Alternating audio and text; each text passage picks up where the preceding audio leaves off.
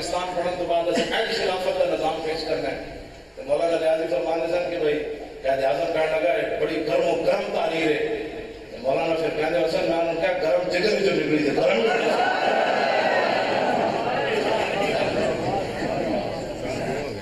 ساڑھے فقیرہ بڑا کام کیتا آخر دن ہے دیکھ لو پاکستان کا سیدھے سپیکر بھی ہونا اتار ہے. مولانا نیازی فرمانے ہونے سن جب میں نے صدائے موت سنائی نا ایڈمنسٹریٹر سی ماشاء اللہ کا انہیں سامنے رکھی ہوئی سی کہنے لگا نیازی تیری زندگی کی تاریخ بتاتی ہے کہ تو ہمیشہ ان تاریخیں چلاتا رہا ہے. مولانا نیازی فرمانے سن وہ کلف لا کے بیٹھا سی فوجی سی میں انہوں نے کہا جی نیازی تاریخ کا نہ چلانا نا تو اے بردی کلف لا کے تھے نہ بیٹھے ہوتا کسی گڈھیری والی دکان پہ گڈھیری بیچ رہا ہاں اسی تاریخ کا چلائے ہم تو پاکستان پڑھا جائے تو بھی تو کلف لا کے بیٹھا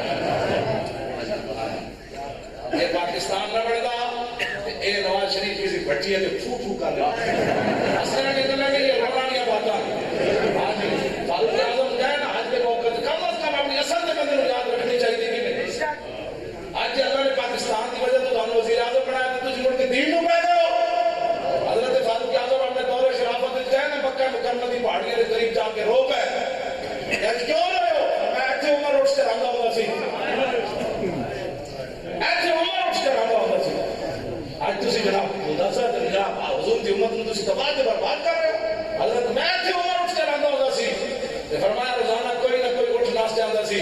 میرے باپ روزانہ کینسر پڑے نہ لے گا بھی تیرے کو 10 اٹھ نہیں کام ہوا دے. حضرت عمر اتنے کھڑ کے کام کی تھی فرمایا عمر تے وہی عمر ہے یہ کو 6 اٹھ نہیں سن قابو ہوتے. آج رسول اللہ کی غلامی کی برکت نہ 36 لاکھ پر امیر ہوتے عمر حکومت کر رہا